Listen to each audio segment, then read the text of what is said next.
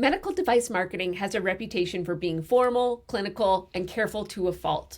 But the problem is, if you don't sound human, you're not going to be heard. Because when the topic is personal, the words you choose can either build trust or build a wall.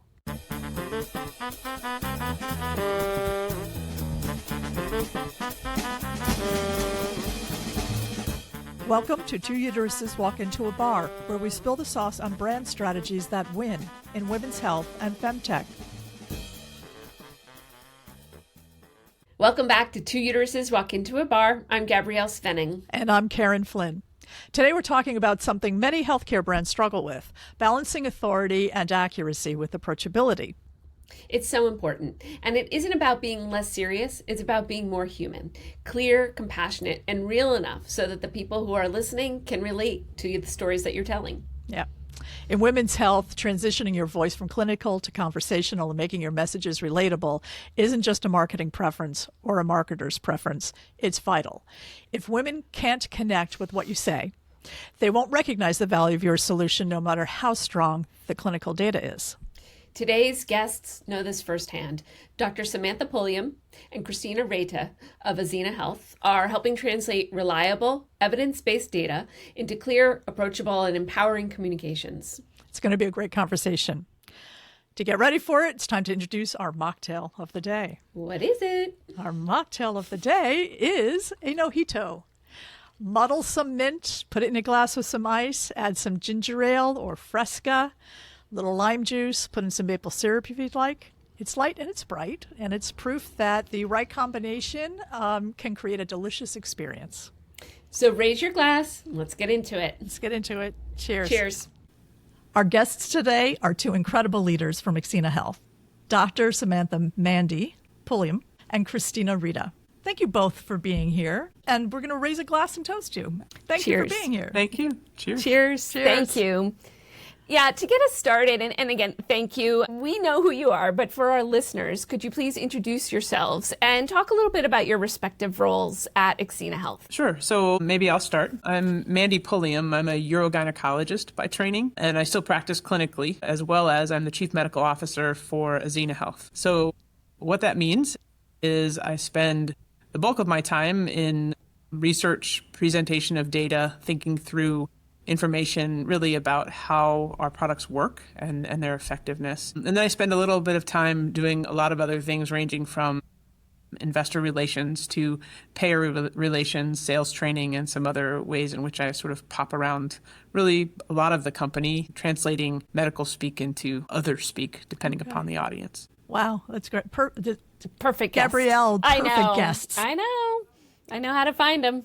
Christina, tell us about you. I'm Christina Reita, and I'm the Vice President of Sales and Marketing here at Axena Health. And what that means is, of course, my team and I were responsible for delivering results for the organization, but all of that is really based in ensuring that our commercial strategy, our communications, our marketing, that everything is really aligned to the mission that we have in the market. We work really closely with all of our cross-functional partners to ensure that everyone from patients to providers to payers and, of course, to investors, that we're able to tell our story and show how we are able to help women with urinary and fecal incontinence. Again, another perfect alignment. For those of our listeners who may not be as familiar with Axena Health, your work centers on an issue that impacts so many women and often goes unspoken, which is urinary incontinence.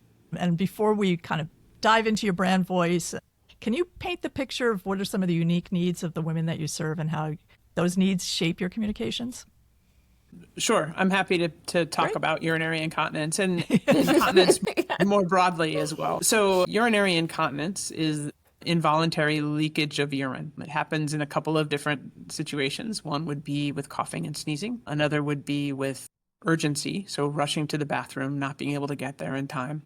And then there's a mixture of both called mixed incontinence. And Axena and our Leva product, which we'll talk about more specifically, I think, is also indicated for chronic fecal incontinence. So loss of stool involuntarily as well. So we cover both of those pelvic floor disorders, which is really sort of our major focus is caring for women with pelvic floor disorders.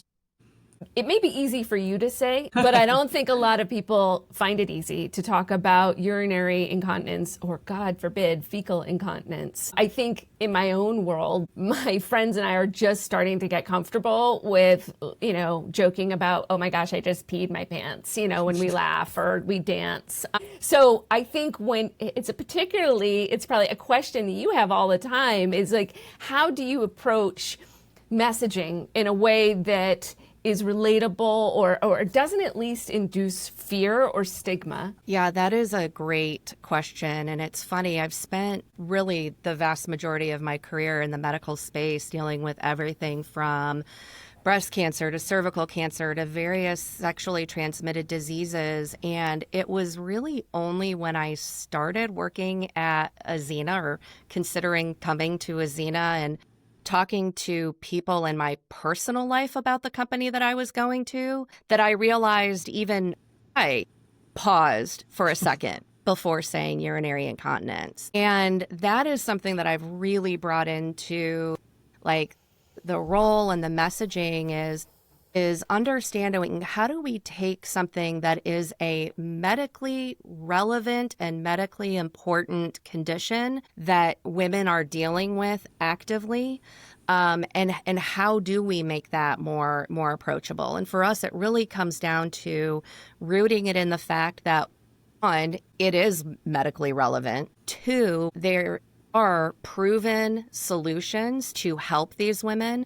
And then three, just coming at it from a perspective of we're not here to make fun of you. We're not here to make a joke out of you. We are here to empower you to take this into your own hands, to have open conversations with your clinician about this, because the average woman waits 6.5 years before ever talking to her clinician about this. I can believe that.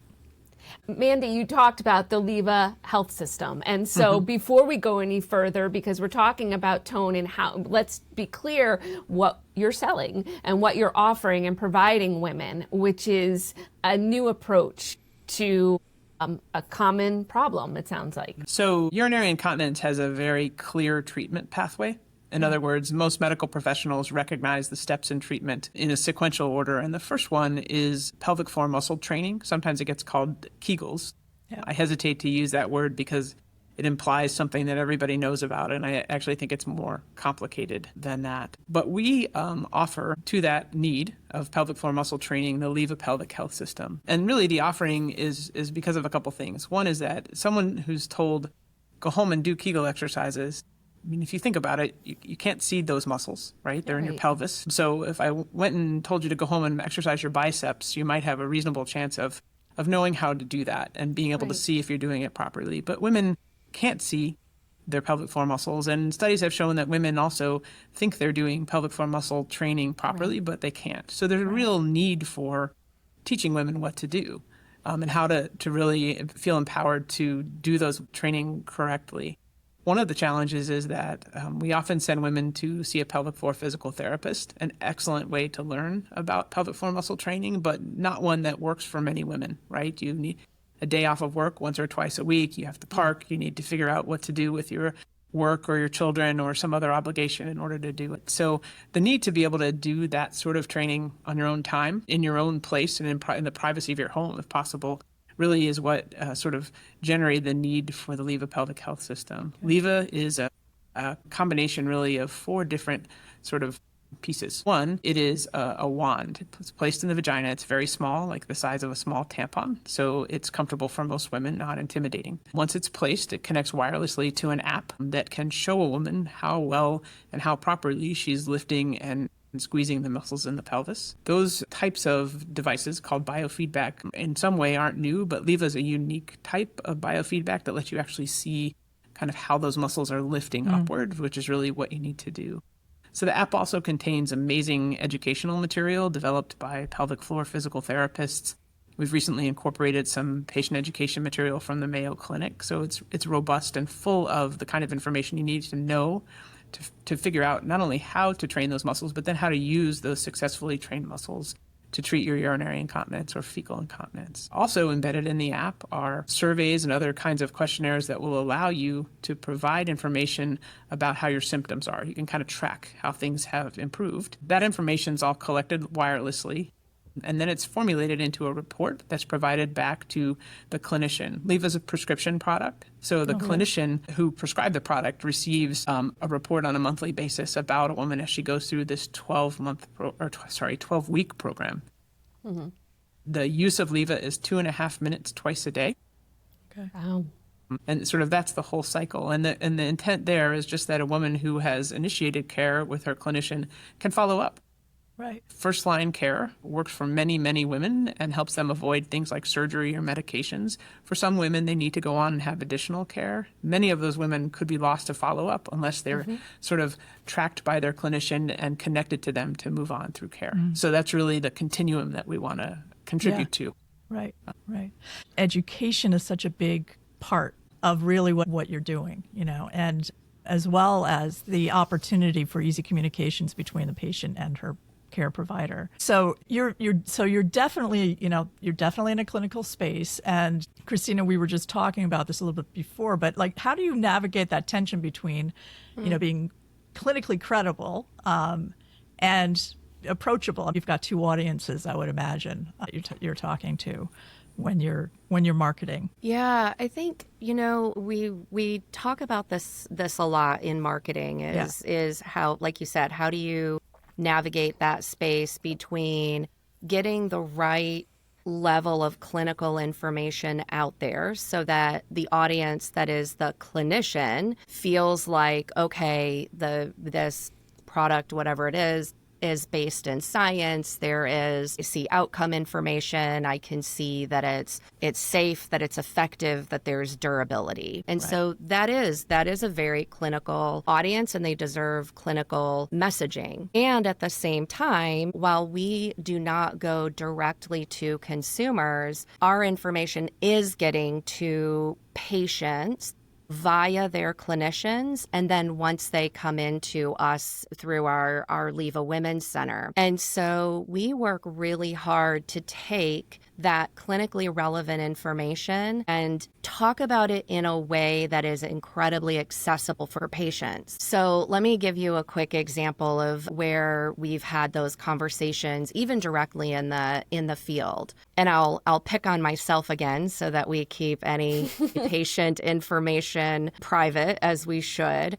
But I even had a conversation with my clinician where I shared like, wow, I actually haven't talked to you for 12 years about the fact that I have had this issue, because when I come in and I fill out the form before my annual exam every year, I'm asked if I have urinary incontinence. Urinary incontinence is a very medical term that for a lot of people will elicit the idea of the, 80 or 90-year-old woman who has no control over her bladder at all. So I and others didn't see myself in that terminology. So even making small tweaks, and you'll hear Mandy even use the term bladder leakage, just little things like that. It's still clinical, it's still relevant, but it's much more accessible for the person on the other, for the patient that's on the other side of that message.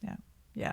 There's a theme as well with some of our guests about language, and that's kind of my bag is language stuff and word choice and how important that is, because there's so much that gets wrapped up into a terminology. So I'm much more comfortable with bladder leakage, for instance, than the concept of incontinence, because I'm like, I'm not that bad, I'm not that bad. Yeah. I think if we're not careful, we can end up in our own echo chamber where everyone else around us understands what we're talking about. We think so, right? At least in our little worlds. And so I think it's really an important challenge to understand that even something as complex potentially as clinical data doesn't really have a lot of value unless it can be presented in such a way that it has meaning for the women who need to understand it. So I think that's a really critically important piece about what we do.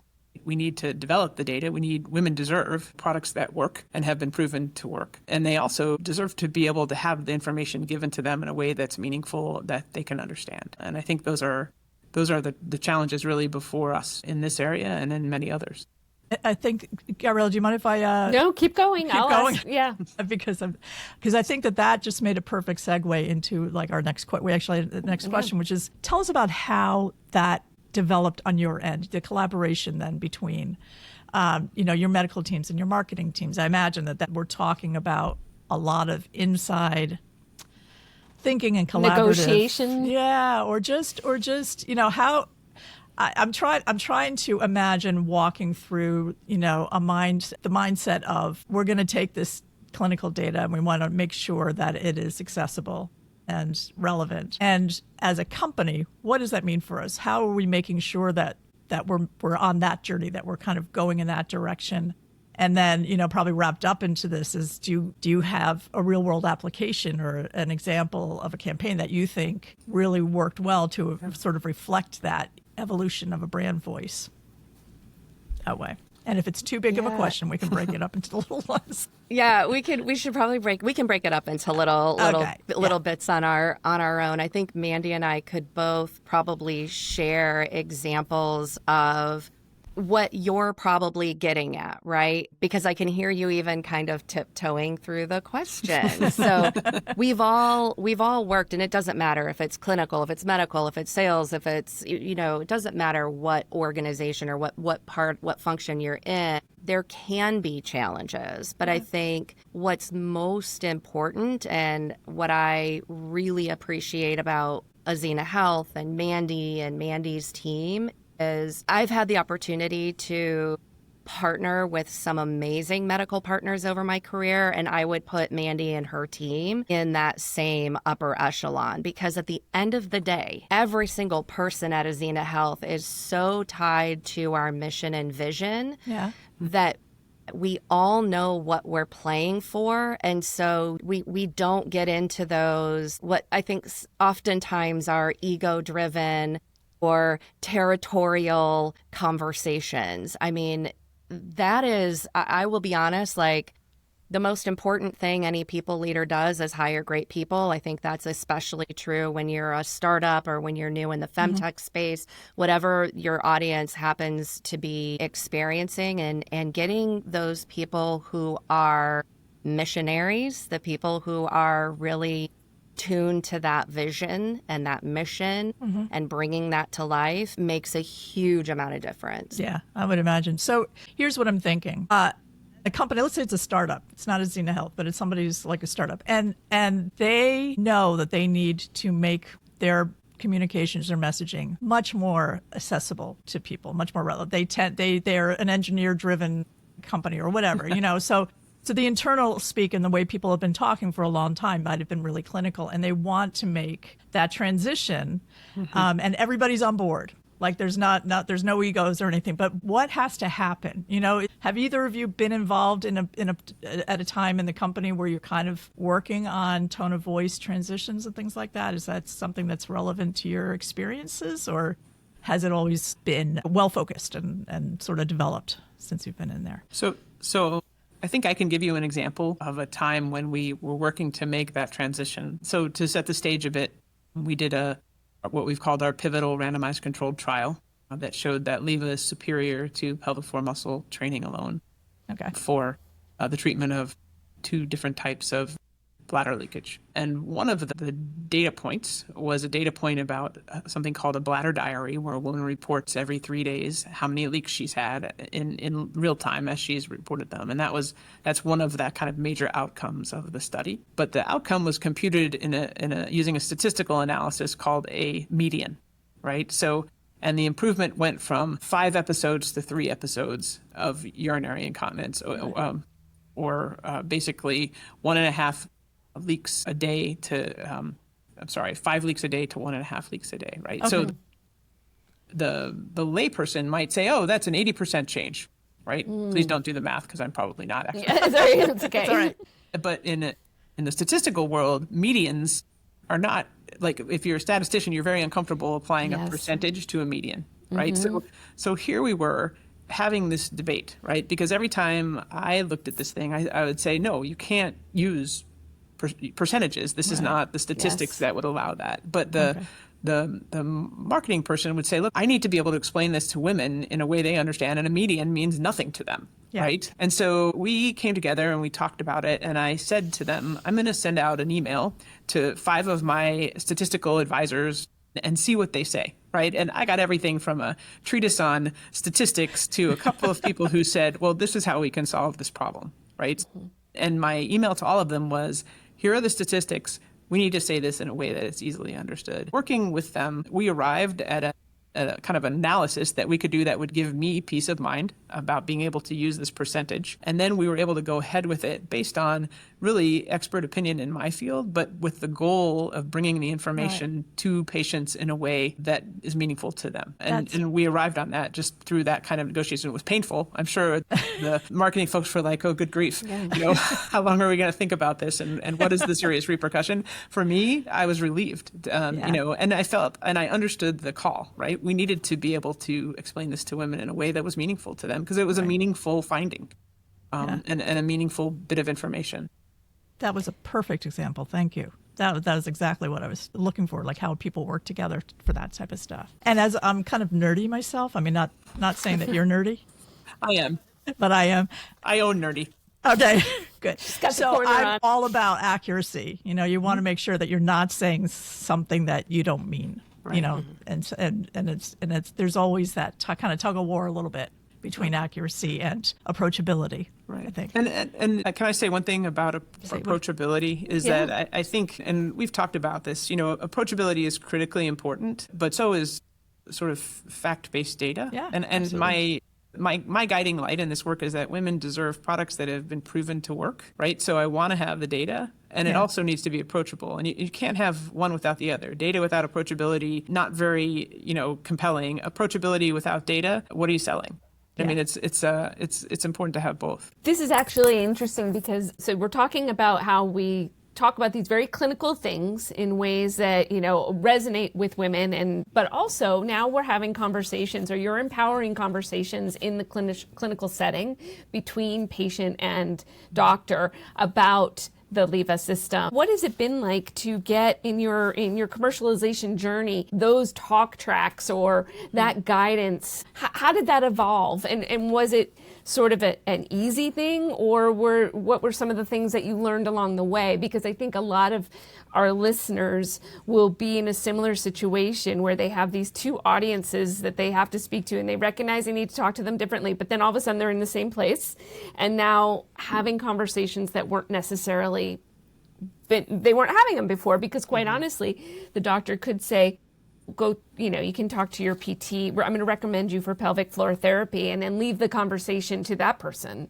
This is it's changing the dynamic. Can you go into that a little bit more, and what has been the response in the field, Christina? Yeah, so I think it's here in commercial land, if we want to call it that.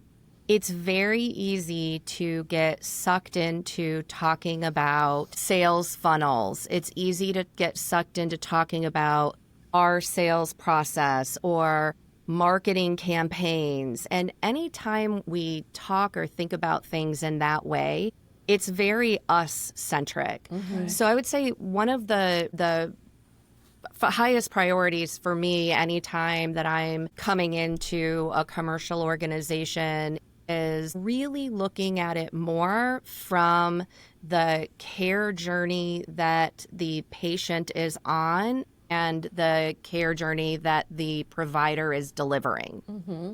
Because that really helps get everyone in the organization thinking about things from a more, and I'll use a fluffy word, a more empathetic perspective, where you really are trying to understand what is this patient or what is this provider trying to fix or accomplish or avoid, and what does care look like early in the journey versus as they move through that journey. And so anchoring a lot of what we're doing, so anchoring our messaging, anchoring our strategy, anchoring our promotions, all into different stages of that journey really helps to be able to then go in and say, okay, if this is our messaging today, for example, and we want to evolve it to a new place because we see that something isn't working. If it's coming from that place of your audience on the other side versus what am I trying to fix, accomplish, or avoid, Okay. it makes it a lot easier to make those adjustments and to then roll it out into the field. Maybe what I can do is give a little example. So as we then roll that out into the field, you've got our salespeople, and our salespeople are focused on calling on the OBGYNs, urogynecologists, and we know that there is a certain amount of like clinical messaging that we need and want to be able to deliver. And again, oftentimes I think sales reps can get stuck in a world of, well, show up and throw up, right? Yeah. Like, let me tell you, like, I learned all this great stuff from our clinical team. I know it inside, outside, backwards, and forwards. And I can give you my elevator pitch in 90 seconds or less. If you don't breathe. Yeah, that's right. And it's like, well, but there's a reason clinicians don't want to talk to us. And it's because when we come across in that way, in a very formulaic way, with let me tell you all of the things that I know, or let me say the message in the exact right words, that's not bringing the clinician value. So one of the things that we're very much focused on is helping our sales teams to go in and actually, before talking at someone, asking really good questions so that they can start to understand, when I talk to this clinician over here, if I'm talking to Dr. Pulliam, for example, I know that she is proactive because I've asked good questions. I know she's proactively asking her patients if they are suffering from urinary incontinence. And so how I talk to her is going to be a little bit different than, let's say I'm talking to Dr. Reita over here, and she's just coming from the perspective of, if they don't bring up a problem, like I just going through my motion. And that's a different then conversation that I'm going to have. Really empowering the sales team to get curious, to ask good questions, to understand and where somebody is on their care journey, to understand where they currently see and how they currently are treating incontinence. That's all really critical information for them to then be able to say, okay, well, here's why I'm here. And let me share how I can help your patients, because I understand now how you look and understand and treat your patients. Right. And that's a really good application of not only your corporate tone, but also your sort of mission-driven focus that you have. And I think it's a nice marrying of the two. And I think that's why spending the time and doing the work that it takes to really work on your corporate tone, your messaging tone, it has so many implications on so many other areas of the business, not just the quote unquote marketing, right? It really comes to play into all of that stuff. Have you seen results during your time here of like your evolving tone? Whether it's whether it's your sales team saying, oh, great idea, that was great, or patient engagement or the data side of things. So I think I can talk a little bit about some of the results that we've seen. So we are a digital health company. We collect a lot of information in terms of women's progress and how they're doing on their using Leva to treat their incontinence. And then we provide most of that back to clinicians, but we're also able to look at how our patients are doing. How much do they adhere to the 2.5 minute twice a day regimen? What results are they seeing? And then also is our the base of both prescribers and the number of women who are receiving Leva, is that growing? So I mean, the part that's in my realm is really the data part. We can look and see how women are doing. And in fact, we've been able to publish on that to say, what? Women who receive Leva by their clinician actually are doing just as well as the women in our clinical trial did, right? So they're getting clinical trial level results from their experience using Leva. And we've seen that happen and grow really over time as more and more women are using Leva. Our results are compelling. We're able to publish that, which is great for clinicians to hear about. And I think it's also useful for women to feel confident that what they're going to embark upon is actually going to help them. When we're talking about moving clinical to conversational, and how much are you seeing in the last, couple of years talk out there in the non-clinical world about these issues? And I guess what I'm getting at is, are your customers, who are your clinicians, your providers, have their requests for information from you, from your reps, from the company itself, has that changed in any way over the last couple of years? I guess I'm curious because from my own perspective, as I mentioned earlier, I'm hearing more. Maybe it's just as I age, I'm hearing more. But I feel like in the ethos right now, there's much more conversation about these things, whether you call it bladder leakage or incontinence or just, I wet my pants or whatever. There's more conversation. So I back to what you as a company are finding.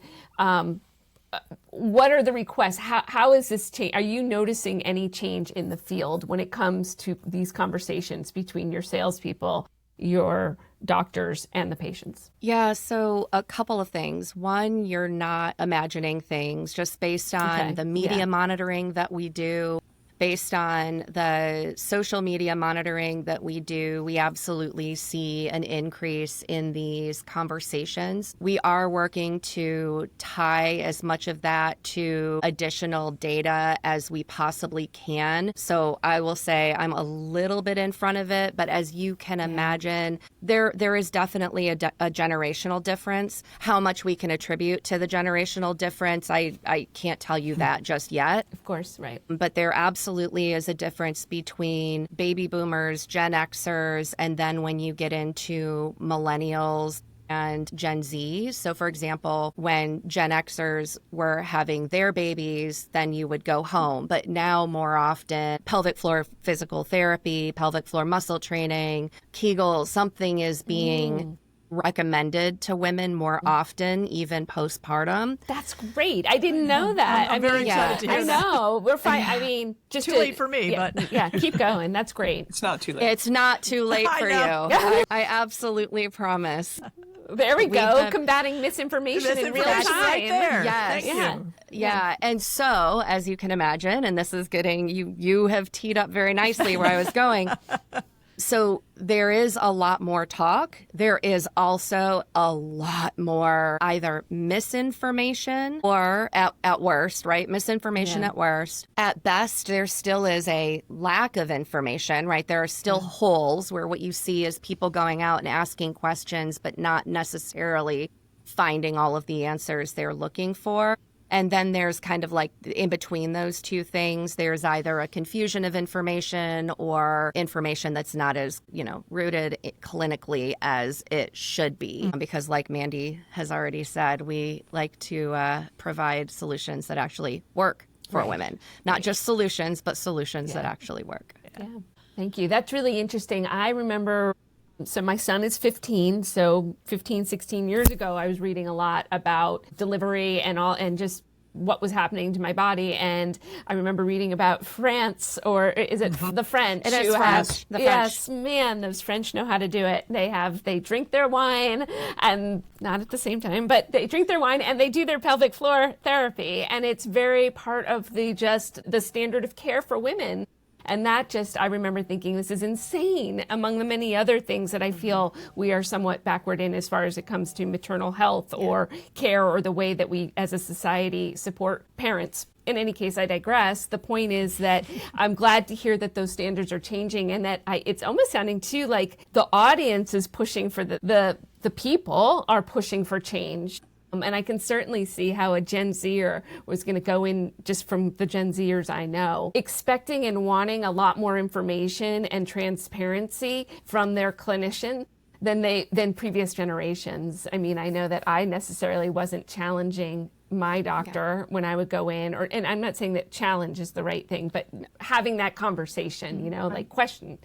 So, and again, pelvic health is such a sensitive area. Yeah, and, it's not just the information that people are requesting. They're also requesting solutions that work for them in their lifestyle. And so that's where a product like the Leva system comes in, because as you can imagine, if you're postpartum, let's think back to when we had our children. If you had told me that for the next 12 weeks, I needed to physically get myself to the physical therapy office. Right. And it was going to be a half-hour appointment 3 times a week, but I had to drive 30 minutes each way to get there, versus you're providing me the flexibility and the opportunity to do it in the comfort of my own home. Wow. It's a game changer. It's a game changer. It completely and personally, again, at my experience only, I have been prescribed pelvic floor therapy, and I have not done it. And so I think that talking about inconvenience, talking about stigma, talking about what kind of conversations, what are they going to do? I don't know. To have all of that taken off the table and just to have a conversation with my healthcare provider, that something that I can do at home, you've taken so many objections off the table and empowered women, which is really important. And I think the name of the game these days in advancing women's health, you have to empower the woman, the patient. Mandy says this a lot, like the best therapy is the therapy that somebody does. Right. And so it's not to say that there's not a place in the world for pelvic floor physical therapy. There absolutely is. And what we're trying to do is make therapy much more accessible for every woman. I do think that when you think about, and maybe we're still a little bit off topic, but when you think about getting women care that's useful to them, there's a sort of a known list of things that actually help women complete pelvic floor muscle training successfully. Yeah. And some of it's the things we've talked about, like accessibility. So being able to do the training on your home, clarity in terms of the instructions, and empowerment by information about how the body works, and also accountability. And I think that's another thing that Leva offers in 2 ways. I mentioned that the prescribing doctor gets and actually not just doctors can prescribe this, lots of clinicians can. But in addition to that, we have a coaching team, and every woman who comes through who receives a Leva receives a coach, and they can communicate with that coach in any way they think is useful, whether it's by text messages or phone calls, or not at all if they choose. But that actually helps support women through the use of Leva and through the program, and that's important. I love that. That is so important, because really important. you're empowering women you are respecting women and how they want to communicate and talk, and giving them options about whether they want that coach or not, and how do they want it. I love that, because again, it's all about putting the controls back in the woman's hands. But with accountability, which is really good, because I would be that guy. I would be the guy, be like, oh, I'll do it like twice, and then I don't. But if I know my doctor's waiting for the report, let's say at the end of the month or whatever, I've signed on to that. No one's forcing me into this situation, but because I have agreed to do this therapy in this way, that makes me, I don't want to be the kid who doesn't get the homework done, right? So I just want to get it done. High performer. Yeah. Right. Well, I want to be respectful of our time. We could talk and talk and talk, but this has been really helpful. I want to thank both of you for coming. Just before we part, if there are any last words, again, for our listener and for the marketer, the chief medical officer, people who are in your shoes at other companies, what kind of advice? Do you have any advice for how you balance this and how you shift and make sure that your messaging is reaching your audiences, plural, in the right way? So I think I'll jump in with a word about messaging. I think the key is what the North Star is for the company, right? We certainly need to sell Levas and become a viable company financially. And I would never say that's not important, but I think maybe more important, or at least as important, is what is our North Star? What are we doing here? Are we caring for women? Do we have a problem we're looking to solve? And how well are we doing that together? And I think that unifies a lot of potential silos in a company and allows for a great product for women. Yeah, I'll underscore what Mandy just said about the North Star. And that last bit is what I'll kind of like underline in bold as well. And that is, it really is about collaborative problem solving.